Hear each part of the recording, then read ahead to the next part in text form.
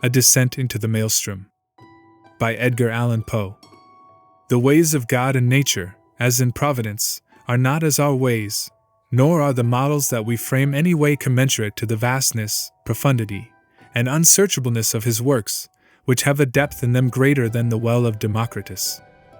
Joseph Glanville. We had now reached the summit of the loftiest crag. For some minutes the old man seemed too much exhausted to speak. "Not long ago," said he at length, "and I could have guided you on this route as well as the youngest of my sons. But about 3 years past, there happened to me an event such as never happened to mortal man, or at least such as no man ever survived to tell of, and the 6 hours of deadly terror which I then endured have broken me up body and soul. You suppose me a very old man, but I am not. It took less than a single day to change these hairs from a jetty black to white, to weaken my limbs, and to unstring my nerves, so that I tremble at the least exertion, and am frightened at a shadow. Do you know I can scarcely look over this little cliff without getting giddy?" The little cliff, upon whose edge he had so carelessly thrown himself down to rest that the weightier portion of his body hung over it, while he was only kept from falling by the tenure of his elbow on its extreme and slippery edge. This little cliff arose, a sheer unobstructed precipice of black shining rock, some 15 or 1600 feet from the world of crags beneath us. Nothing would have tempted me to within half a dozen yards of its brink. In truth, so deeply was I excited by the perilous position of my companion, that I fell at full length upon the ground, clung to the shrubs around me, and dared not even glance upward at the sky, while I struggled in vain to divest myself of the idea that the very foundations of the mountain were in danger from the fury of the winds. It was long before I could reason myself into sufficient courage to sit up and look out into the distance. "You must get over these fancies," said the guide, "for I have brought you here that you might have the best possible view of the scene of that event I mentioned, and to tell you the whole story with the spot just under your eye. We are now," he continued, in that particularizing manner which distinguished him, "we are now close upon the Norwegian coast, in the 68th degree of latitude, in the great province of Nordland, and in the dreary district of Lofoten. The mountain upon whose top we sit is Helseggen, the cloudy. Now raise yourself up a little higher. Hold on to the grass if you feel giddy, so, and look out, beyond the belt of vapor beneath us, into the sea." I looked dizzily, and beheld a wide expanse of ocean, whose waters wore so inky a hue as to bring at once to my mind the Nubian geographer's account of the Mare Tenebrarum. A panorama more deplorably desolate no human imagination can conceive. To the right and left, as far as the eye could reach, there lay outstretched, like ramparts of the world, lines of horridly black and beetling cliff, whose character of gloom was but the more forcibly illustrated by the surf which reared high up against its white and ghastly crest, howling and shrieking forever. Just opposite the promontory upon whose apex we were placed, and at a distance of some 5 or 6 miles out at sea, there was visible a small, bleak-looking island, or, more properly, its position was discernible through the wilderness of surge in which it was enveloped. About 2 miles nearer the land, arose another of smaller size, hideously craggy and barren, and encompassed at various intervals by a cluster of dark rocks. The appearance of the ocean, in the space between the more distant island and the shore, had something very unusual about it. Although, at the time, so strong a gale was blowing landward that a brig in the remote offing lay to under a double-reefed trysail, and constantly plunged her whole hull out of sight, still there was here nothing like a regular swell, but only a short, quick, angry cross-dashing of water in every direction, as well in the teeth of the wind as otherwise. Of foam there was little except in the immediate vicinity of the rocks. "The island in the distance," resumed the old man, "is called by the Norwegians Vurrgh. The one midway is Moscow. That a mile to the northward is Amberen. Yonder are Ilsen, Hotholm, Kieldhelm, Swarven, and Buckholm. Farther off, between Moscow and Vurrgh, are Otterholm, Flymen, Sandflesen, and Stockholm. These are the true names of the places, but why it has been thought necessary to name them at all is more than either you or I can understand. Do you hear anything? Do you see any change in the water?" We had now been about 10 minutes upon the top of Helseggen, to which we had ascended from the interior of Lofoten, so that we had caught no glimpse of the sea until it had burst upon us from the summit. As the old man spoke, I became aware of a loud and gradually increasing sound, like the moaning of a vast herd of buffaloes upon an American prairie, and at the same moment I perceived that what seamen term the chopping character of the ocean beneath us was rapidly changing into a current which set to the eastward. Even while I gazed, this current acquired a monstrous velocity. Each moment added to its speed, to its headlong impetuosity. In 5 minutes the whole sea, as far as Verg, was lashed into ungovernable fury. But it was between Moscow and the coast that the main uproar held its sway. Here the vast bed of the waters, seamed and scarred into 1,000 conflicting channels, burst suddenly into frenzied convulsion, heaving, boiling, hissing, gyrating in gigantic and innumerable vortices, and all whirling and plunging on to the eastward with a rapidity which water never elsewhere assumes except in precipitous descents. In a few minutes more, there came over the scene another radical alteration.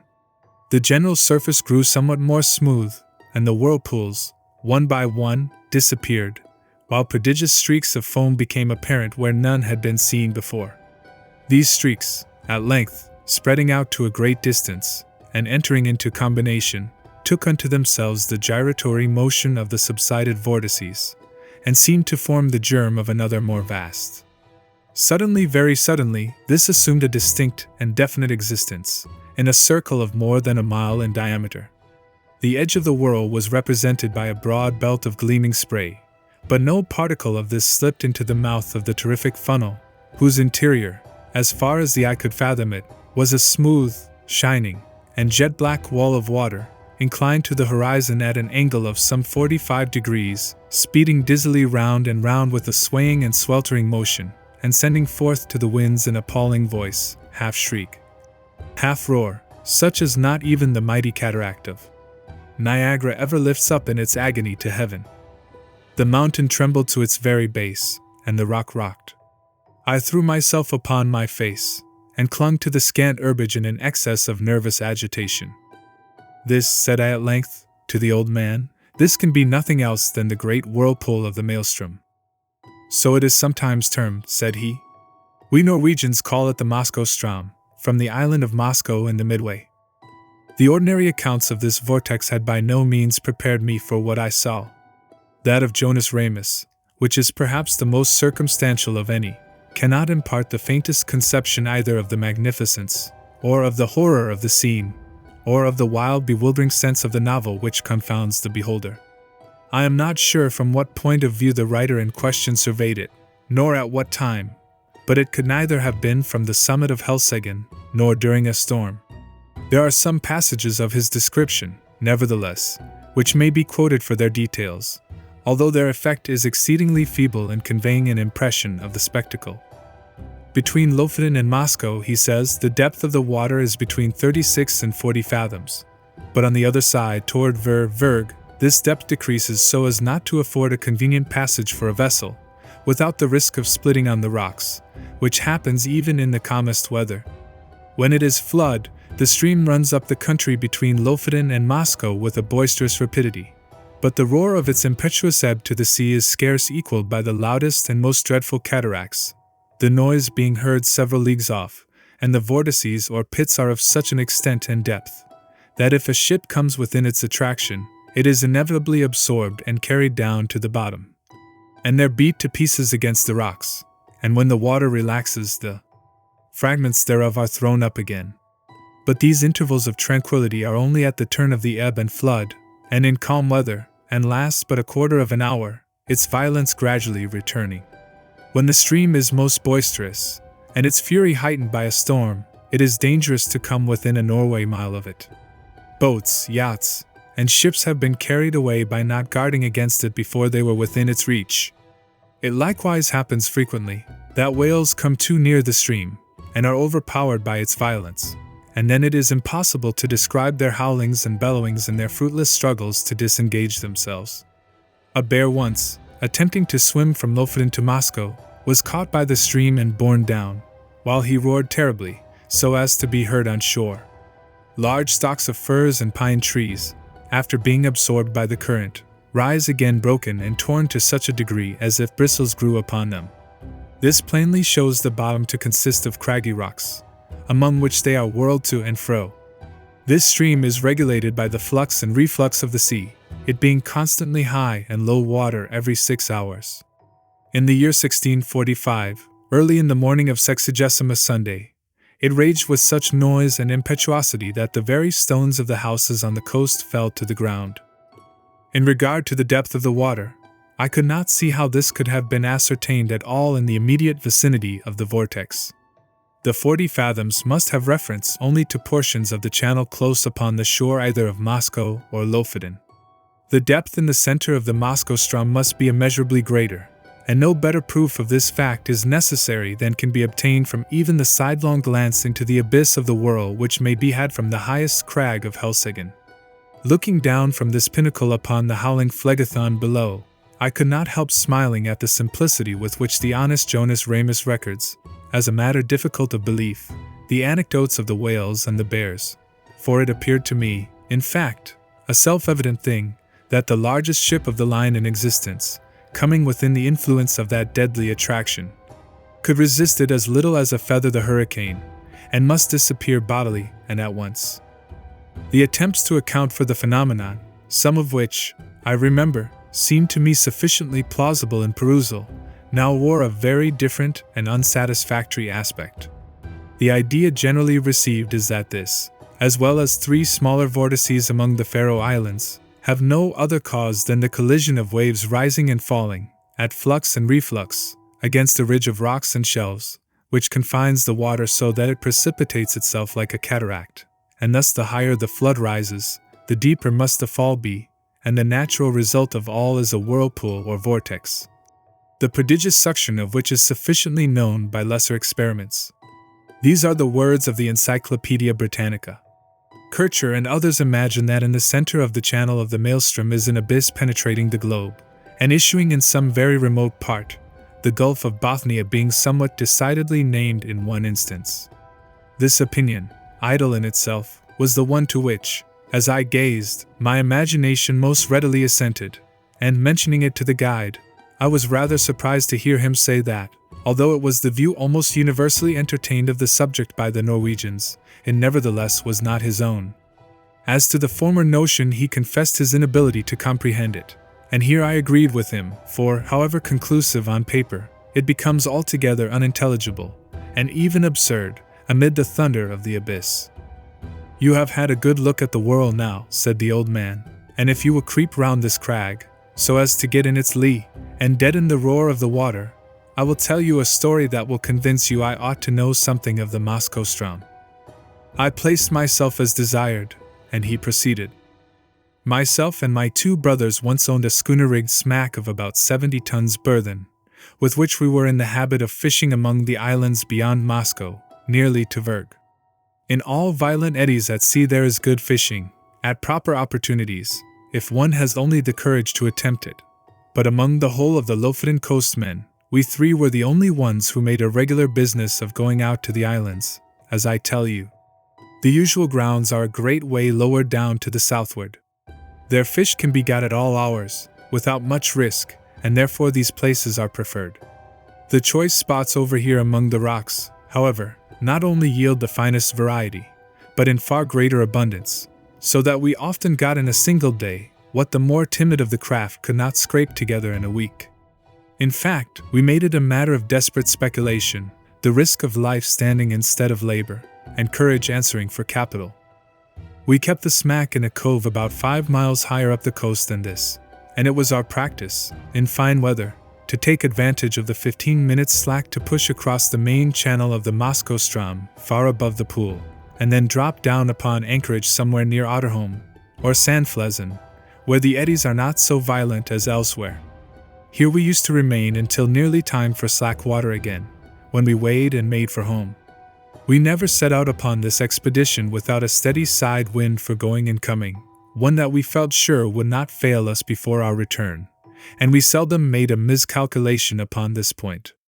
Twice, during 6 years, we were forced to stay all night at anchor on account of a dead calm, which is a rare thing indeed just about here, and once we had to remain on the grounds nearly a week, starving to death, owing to a gale which blew up shortly after our arrival, and made the channel too boisterous to be thought of. Upon this occasion we should have been driven out to sea in spite of everything, for the whirlpools threw us round and round so violently, that, at length, we fouled our anchor and dragged it, if it had not been that we drifted into one of the innumerable cross-currents, here today and gone tomorrow, which drove us under the lee of Flyman, where, by good luck, we brought up. I could not tell you the 20th part of the difficulties we encountered on the grounds. It is a bad spot to be in, even in good weather, but we made shift always to run the gauntlet of the Maelstrom itself without accident, although at times my heart has been in my mouth when we happened to be a minute or so behind or before the slack. The wind sometimes was not as strong as we thought it at starting, and then we made rather less way than we could wish, while the current rendered the smack unmanageable. My eldest brother had a son 18 years old, and I had 2 stout boys of my own. These would have been of great assistance at such times, in using the sweeps, as well as afterward in fishing, but somehow, although we ran the risk ourselves, we had not the heart to let the young ones get into the danger, for, after all is said and done, it was a horrible danger, and that is the truth. It is now within a few days of 3 years since what I am going to tell you occurred. It was on the 10th day of July, 18, a day which the people of this part of the world will never forget, for it was one in which blew the most terrible hurricane that ever came out of the heavens. And yet all the morning, and indeed until late in the afternoon, there was a gentle and steady breeze from the southwest, while the sun shone brightly, so that the oldest seaman among us could not have foreseen what was to follow. The 3 of us, my 2 brothers and myself, had crossed over to the islands about 2:00 p.m., and had soon nearly loaded the smack with fine fish, which, we all remarked, were more plenty that day than we had ever known them. It was just 7 by my watch, when we weighed and started for home, so as to make the worst of the Strom at slack water, which we knew would be at 8. We set out with a fresh wind on our starboard quarter, and for some time spanked along at a great rate, never dreaming of danger, for indeed we saw not the slightest reason to apprehend it. All at once we were taken aback by a breeze from over Helseggen. This was most unusual, something that had never happened to us before, and I began to feel a little uneasy, without exactly knowing why. We put the boat on the wind, but could make no headway at all for the eddies, and I was upon the point of proposing to return to the anchorage, when, looking astern, we saw the whole horizon covered with a singular copper-colored cloud that rose with the most amazing velocity. In the meantime the breeze that had headed us off fell away, and we were dead becalmed, drifting about in every direction. This state of things, however, did not last long enough to give us time to think about it. In less than a minute the storm was upon us, in less than 2 the sky was entirely overcast, and what with this and the driving spray, it became suddenly so dark that we could not see each other in the smack. Such a hurricane as then blew it is folly to attempt describing. The oldest seaman in Norway never experienced anything like it. We had let our sails go by the run before it cleverly took us, but at the first puff, both our masts went by the board as if they had been sawed off, the mainmast taking with it my youngest brother, who had lashed himself to it for safety. Our boat was the lightest feather of a thing that ever sat upon water. It had a complete flush deck, with only a small hatch near the bow, and this hatch it had always been our custom to batten down when about to cross the Strom, by way of precaution against the chopping seas.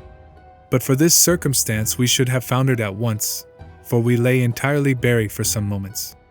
How my elder brother escaped destruction I cannot say, for I never had an opportunity of ascertaining. For my part, as soon as I had let the foresail run, I threw myself flat on deck, with my feet against the narrow gunwale of the bow, and with my hands grasping a ringbolt near the foot of the foremast. It was mere instinct that prompted me to do this, which was undoubtedly the very best thing I could have done, for I was too much flurried to think. For some moments we were completely deluged, as I say, and all this time I held my breath, and clung to the bolt. When I could stand it no longer I raised myself upon my knees, still keeping hold with my hands, and thus got my head clear. Presently our little boat gave herself a shake, just as a dog does in coming out of the water, and thus rid herself, in some measure, of the seas. I was now trying to get the better of the stupor that had come over me, and to collect my senses so as to see what was to be done, when I felt somebody grasp my arm. It was my elder brother, and my heart leaped for joy, for I had made sure that he was overboard. But the next moment all this joy was turned into horror, for he put his mouth close to my ear, and screamed out the word Maelstrom. No one ever will know what my feelings were at that moment. I shook from head to foot as if I had had the most violent fit of the ague. I knew what he meant by that one word well enough. I knew what he wished to make me understand. With the wind that now drove us on, we were bound for the whirl of the Strom, and nothing could save us. You perceive that in crossing the Strom Channel, we always went a long way up above the whirl, even in the calmest weather, and then had to wait and watch carefully for the slack. But now we were driving right upon the pool itself, and in such a hurricane as this. To be sure, I thought, we shall get there just about the slack. There is some little hope in that. But in the next moment I cursed myself for being so great a fool as to dream of hope at all. I knew very well that we were doomed, had we been 10 times a 90-gun ship. By this time the first fury of the tempest had spent itself, or perhaps we did not feel it so much, as we scud before it, but at all events the seas, which at first had been kept down by the wind, and lay flat and frothing, now got up into absolute mountains. A singular change, too, had come over the heavens. Around in every direction it was still as black as pitch, but nearly overhead there burst out, all at once, a circular rift of clear sky, as clear as I ever saw, and of a deep bright blue, and through it there blazed forth the full moon with a luster that I never before knew her to wear. She lit up everything about us with the greatest distinctness, but, oh God, what a scene it was to light up! I now made 1 or 2 attempts to speak to my brother, but in some manner which I could not understand, the din had so increased that I could not make him hear a single word, although I screamed at the top of my voice in his ear. Presently he shook his head, looking as pale as death, and held up one of his finger, as if to say, "Listen." At first I could not make out what he meant, but soon a hideous thought flashed upon me.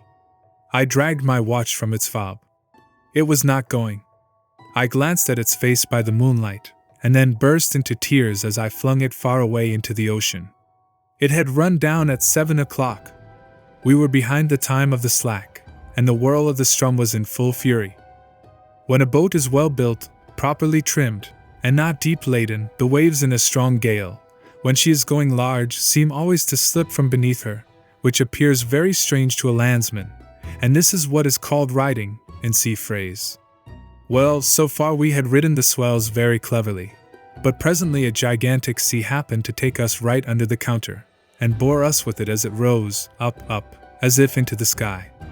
I would not have believed that any wave could rise so high.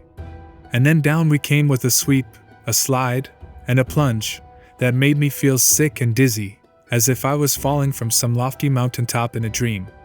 But while we were up I had thrown a quick glance around, and that one glance was all sufficient. I saw our exact position in an instant.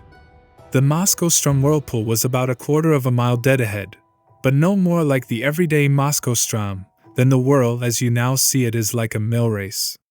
If I had not known where we were, and what we had to expect, I should not have recognized the place at all. As it was, I involuntarily closed my eyes in horror. The lids clenched themselves together as if in a spasm. It could not have been more than 2 minutes afterward until we suddenly felt the waves subside, and were enveloped in foam. The boat made a sharp half-turn to larboard, and then shot off in its new direction like a thunderbolt.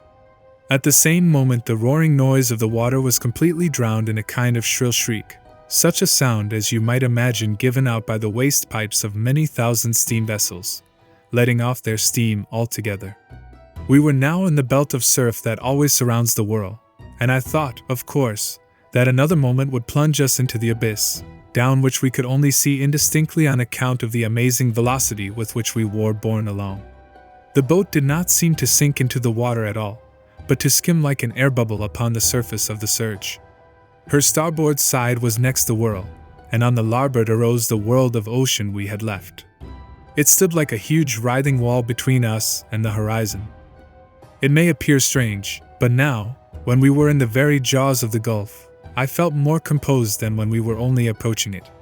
Having made up my mind to hope no more, I got rid of a great deal of that terror which unmanned me at first.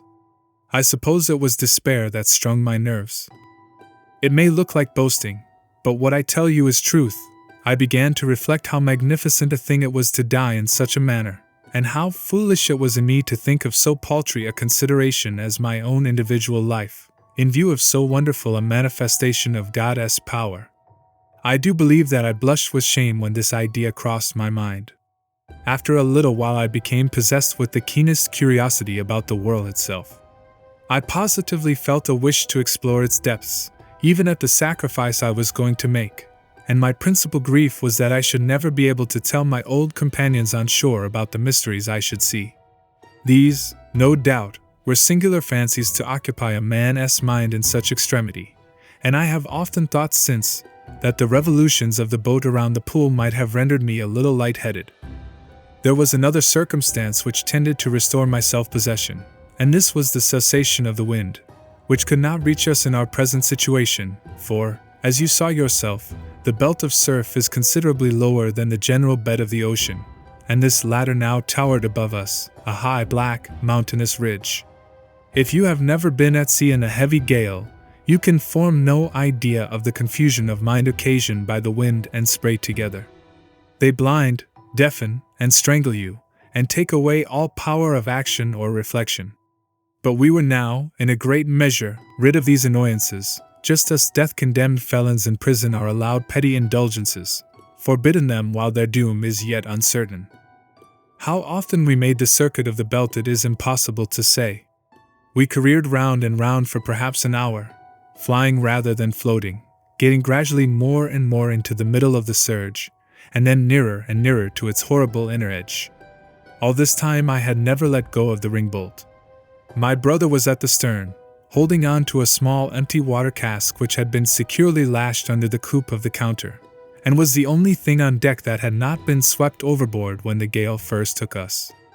As we approached the brink of the pit he let go his hold upon this, and made for the ring, from which, in the agony of his terror, he endeavored to force my hands, as it was not large enough to afford us both a secure grasp.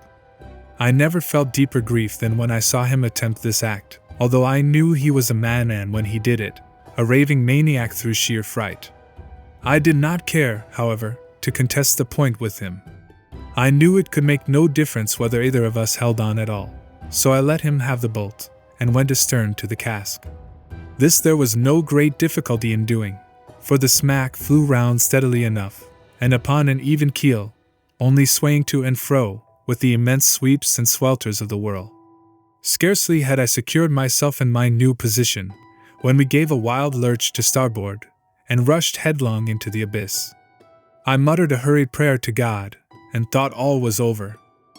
As I felt the sickening sweep of the descent, I had instinctively tightened my hold upon the barrel, and closed my eyes.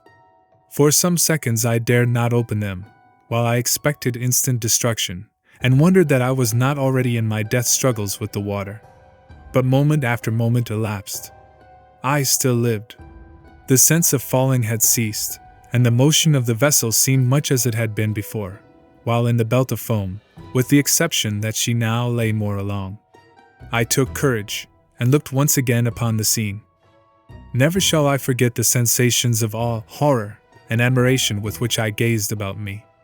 The boat appeared to be hanging, as if by magic, midway down, upon the interior surface of a funnel vast in circumference, prodigious in depth, and whose perfectly smooth sides might have been mistaken for ebony, but for the bewildering rapidity with which they spun around, and for the gleaming and ghastly radiance they shot forth, as the rays of the full moon, from that circular rift amid the clouds which I have already described, streamed in a flood of golden glory along the black walls, and far away down into the inmost recesses of the abyss.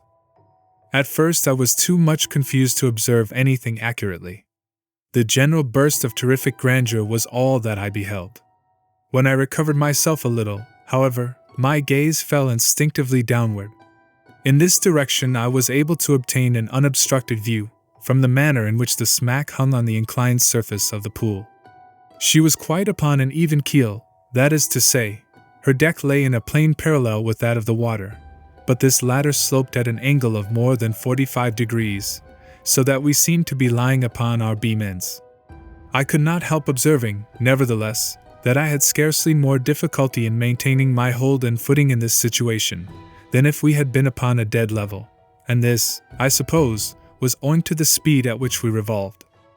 The rays of the moon seemed to search the very bottom of the profound gulf, but still I could make out nothing distinctly, on account of a thick mist in which everything there was enveloped, and over which there hung a magnificent rainbow, like that narrow and tottering bridge which Mussulmans say is the only pathway between time and eternity. This mist, or spray, was no doubt occasioned by the clashing of the great walls of the funnel, as they all met together at the bottom, but the yell that went up to the heavens from out of that mist, I dare not attempt to describe. Our first slide into the abyss itself, from the belt of foam above, had carried us a great distance down the slope, but our farther descent was by no means proportionate. Round and round we swept, not with any uniform movement, but in dizzying swings and jerks, that sent us sometimes only a few hundred yards, sometimes nearly the complete circuit of the whirl. Our progress downward, at each revolution, was slow, but very perceptible. Looking about me upon the wide waste of liquid ebony on which we were thus borne, I perceived that our boat was not the only object in the embrace of the whirl. Both above and below us were visible fragments of vessels, large masses of building timber and trunks of trees, with many smaller articles, such as pieces of house furniture, broken boxes, barrels, and staves. I have already described the unnatural curiosity which had taken the place of my original terrors. It appeared to grow upon me as I drew nearer and nearer to my dreadful doom. I now began to watch, with a strange interest, the numerous things that floated in our company. I must have been delirious, for I even sought amusement in speculating upon the relative velocities of their several descents toward the foam below. This fir tree, I found myself at one time saying, will certainly be the next thing that takes the awful plunge and disappears, and then I was disappointed to find that the wreck of a Dutch merchant ship overtook it and went down before. At length, after making several guesses of this nature, and being deceived in all, this fact, the fact of my invariable miscalculation, set me upon a train of reflection that made my limbs again tremble, and my heart beat heavily once more. It was not a new terror that thus affected me, but the dawn of a more exciting hope. This hope arose partly from memory, and partly from present observation. I called to mind the great variety of buoyant matter that strewed the coast of Lofoten, having been absorbed and then thrown forth by the Maelstrom. By far the greater number of the articles were shattered in the most extraordinary way, so chafed and roughened as to have the appearance of being stuck full of splinters. But then I distinctly recollected that there were some of them which were not disfigured at all. Now I could not account for this difference except by supposing that the roughened fragments were the only ones which had been completely absorbed, that the others had entered the whirl at so late a period of the tide, or, for some reason, had descended so slowly after entering, that they did not reach the bottom before the turn of the flood came, or of the ebb, as the case might be. I conceived it possible, in either instance, that they might thus be whirled up again to the level of the ocean, without undergoing the fate of those which had been drawn in more early, or absorbed more rapidly. I made, also, 3 important observations. The first was, that, as a general rule, the larger the bodies were, the more rapid their descent. The second, that, between 2 masses of equal extent, the one spherical, and the other of any other shape, the superiority in speed of descent was with the sphere. The third, that, between 2 masses of equal size, the one cylindrical, and the other of any other shape, the cylinder was absorbed the more slowly. Since my escape, I have had several conversations on this subject with an old schoolmaster of the district, and it was from him that I learned the use of the words cylinder and sphere. He explained to me, although I have forgotten the explanation, how what I observed was, in fact, the natural consequence of the forms of the floating fragments, and showed me how it happened that a cylinder, swimming in a vortex, offered more resistance to its suction, and was drawn in with greater difficulty than an equally bulky body, of any form whatever. There was one startling circumstance which went a great way in enforcing these observations, and rendering me anxious to turn them to account, and this was that, at every revolution, We passed something like a barrel, or else the yard or the mast of a vessel, while many of these things, which had been on our level when I first opened my eyes upon the wonders of the whirlpool, were now high up above us, and seemed to have moved but little from their original station. I no longer hesitated what to do. I resolved to lash myself securely to the water cask upon which I now held, to cut it loose from the counter, and to throw myself with it into the water. I attracted my brother's attention by signs, pointed to the floating barrels that came near us, and did everything in my power to make him understand what I was about to do. I thought at length that he comprehended my design, but whether this was the case or not, he shook his head despairingly, and refused to move from his station by the ringbolt. It was impossible to reach him, the emergency admitted of no delay, and so, with a bitter struggle, I resigned him to his fate, fastened myself to the cask by means of the lashings which secured it to the counter, and precipitated myself with it into the sea, without another moment's hesitation. The result was precisely what I had hoped it might be.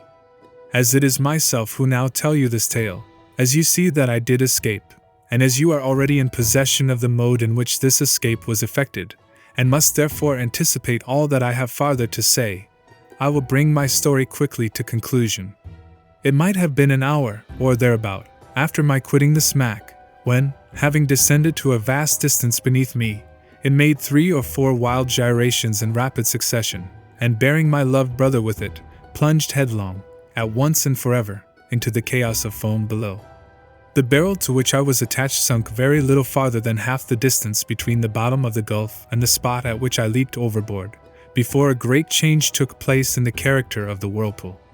The slope of the sides of the vast funnel became momently less and less steep. The gyrations of the whirl grew, gradually, less and less violent. By degrees, the froth and the rainbow disappeared, and the bottom of the gulf seemed slowly to uprise. The sky was clear, the winds had gone down, and the full moon was setting radiantly in the west, when I found myself on the surface of the ocean, in full view of the shores of Lofoten, and above the spot where the pool of the Maelstrom had been. It was the hour of the slack, but the sea still heaved in mountainous waves from the effects of the hurricane. I was borne violently into the channel of the Strom, and in a few minutes was hurried down the coast into the grounds of the fishermen. A boat picked me up, exhausted from fatigue, and now that the danger was removed, speechless from the memory of its horror. Those who drew me on board were my old mates and daily companions, but they knew me no more than they would have known a traveler from the spirit land.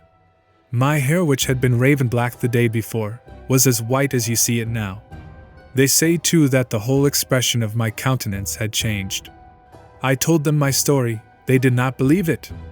I now tell it to you, and I can scarcely expect you to put more faith in it than did the merry fishermen of Lofoten.